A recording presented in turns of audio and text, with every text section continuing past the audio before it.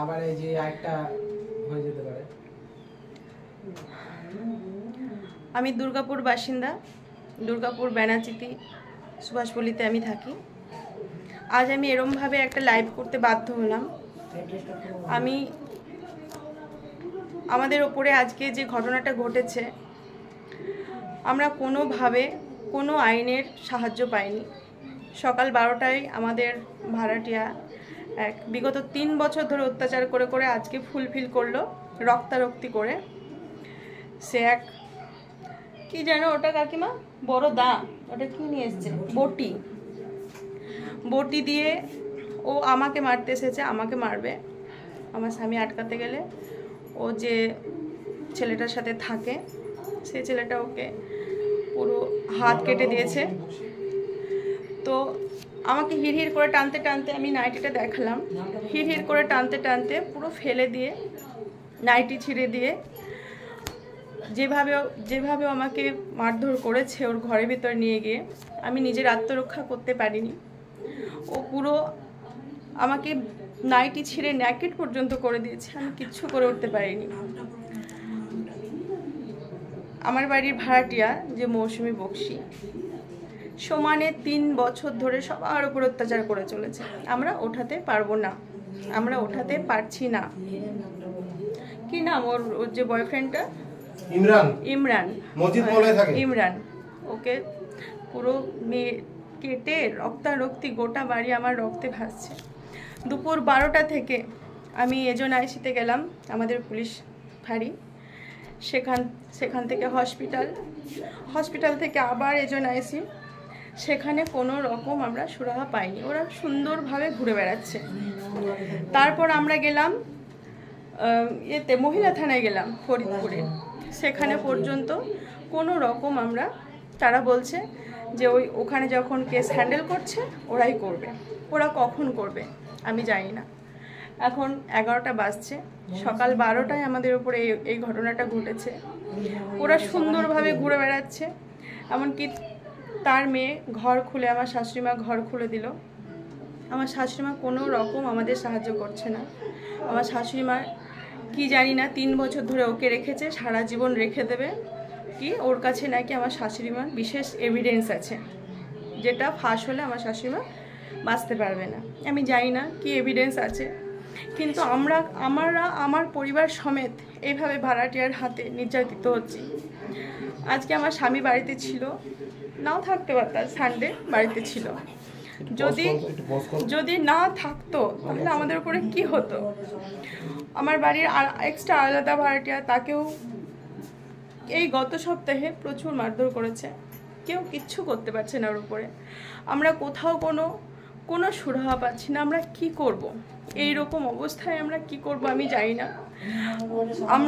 আমি চাই এর সুবিচার। আমি কোনোভাবে সুবিচার পাইনি। কাল যদি আমরা কোর্টে গিয়ে কেস করি আমি জানি না কি হবে। আজ সকাল 12টা থেকে সমানে আমার এই সমস্ত, আমার কিছু নেই, পুরো মেরে এগুলো আমি বলে বোঝাতে পারবো না। প্রচুর লড়াই করেছি আমি, তখন সত্যি আমি নিরুপায় হয়ে গেছি। আমি চাই না যে এরকমভাবে কেউ নির্যাতিত হোক, ভাড়াটিয়া হোক, যে কোনো মানুষের হাতে মার এভাবে খাক, আর তারপরে যেন সুরাহা না হয়, প্রশাসনের কাছে হেল্প না পাই। এমনকি আমরা আমাদের এলাকার, আমাদের ওয়ার্ডের যে সভানেত্রী, 19 নম্বর ওয়ার্ডের সভানেত্রী কি ভারতী বন্দ্যোপাধ্যায়, ভারতীদি, উনাকে জানানো হয়েছে, উনি আসবো বলেছিলেন। জানি না কিভাবে, কার সাথে কিভাবে ফোনাফোনি হয়েছে, তিনিও এলেন না। তিনি কোনো রকমভাবে আমাদের কোনো সুবিচার দিলেন না। সব কিছু আমার শাশুড়ি, আমরা যেটা বুঝতে পারছি আমার শাশুড়িমার কাছ থেকে সব কিন্তু টাকা পয়সা দিয়ে মিটমাট হয়ে যাচ্ছে। এই রকম অবস্থায় আমরা বাড়িতে কী করে থাকবো? আমার শাশুড়িমার কোনো হেল্প আমরা পাচ্ছি না, কোনো রকম প্রোটেকশন সে দেবে না। কেন কি তার কোনো এভিডেন্স আছে, তাকে ওঠাবে না, সে তার মতো থাকবে। থানার থেকে ওরা কোনো রকম, আমার শাশুড়িমা হয়তো ওদেরকে কিছু করতে দেয়নি, কোনো রকমভাবে তারাও কিছু করে উঠতে পারছে না। সুন্দর ঘুরে বেড়াচ্ছে, বাড়িতে আসছে, থাকছে, চলে যাচ্ছে। সারাদিনের মধ্যে এরকম অনেক দেখলাম। ওদেরকে ডেকেছিল, ওদেরকে ডেকে ওই রকম জিজ্ঞাসাবাদ করেছে, ছেড়ে দিয়েছে। এরকম অবস্থায় আমরা কি করব আমি জানি না আমরা কি করব। আমি এই যে আমার এই যে আমার বাড়ির আর এক ভাড়াটিয়া পূর্ণিমা সিং, ও বহু বছর ধরে আমাদের বাড়িতে ভাড়া থাকে। আজকে আমার পাপার হাত কেটে দিয়েছে।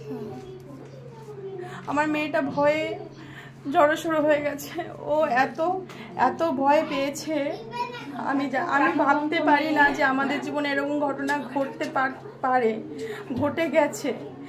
আমি কাকে দোষী করব? আমার শাশুড়ি মাকে না ভাড়াটিয়াকে? আমি কাকে দোষী করব? আর আমি কেন এর কোনো প্রতিকার পাচ্ছি না? কেন পাচ্ছি না? আমি চাই ওরা হাজতবাস করুক, আমি চাই ওরা জেল খাটুক, ওরা যেভাবে আমাদের উপরে যা কিছু করেছে, আজ শুধু আমাদের উপরে না, অন্যান্য ভাড়াটিয়ার উপরেও করেছে তারা। আমি কোনো প্রতিকার পাচ্ছি না, আমার ভাড়াটিয়ারা কি করে প্রতিকার পাবে? আমি সুবিচার চাইছি। বন্ধুরা, তোমরা আমাকে কমেন্ট করো, আমাকে বলো আমি কি করব, কি করলে আমি এর সুবিচার পাবো। কি বলবো মা, তুমি বলো। আমি তো বোলপুর থেকে ছুটে এসেছি। আমার মেয়েকে ঘাড়ে সাঁড়াশি দিয়ে মেরেছে, লোহার সাঁড়াশি দিয়ে। আর জামাইয়ের তো হাত কেটে 4টে সেলাই পড়েছে। আমি এই মতো অবস্থায় নাতনিদের দিকে তাকাতে পারছি না, নাতনিদেরকে নিয়ে আমি নিশ্চয়তা পাচ্ছি না। আমার খুব ভয় লাগছে এখানে থাকতে। আমি এর বেশি আর কি বলবো বলুন? হ্যাঁ, আমার বিয়ানকে এক্ষুনি কথা হলো, ওদের মেয়েকে আবার ঘরে পাঠিয়ে দিয়েছে। আর আমার বিয়ানকে বলছি, দিদি আপনার ছেলেকে যে কেটে দিয়েছে তার মেয়েকে আপনি আবার আশ্রয় দিবেন? কোনো ভুল হচ্ছে না তো? বলছে না না, কোনো ভুল হচ্ছে না। আমি তখন রেগে কিন্তু বলেছি যে ডাল মে কুচ কালা হে। শুধু এই কথাটা বলার পরিবর্তে উনি যে কথাগুলো বললেন সে কথাগুলো আমি বলতে পারবো না আপনাদের সঙ্গে। আমি কিন্তু আর কিছুই বলিনি, খালি শুধু এটাই বলেছিলাম। এই যে আমাদের বাড়ির আর একটা ভাড়াটিয়া ঝুমাদি, বহু বছর ধরে ভাড়া থাকে, এর ওপরেও সমানে অত্যাচার করে।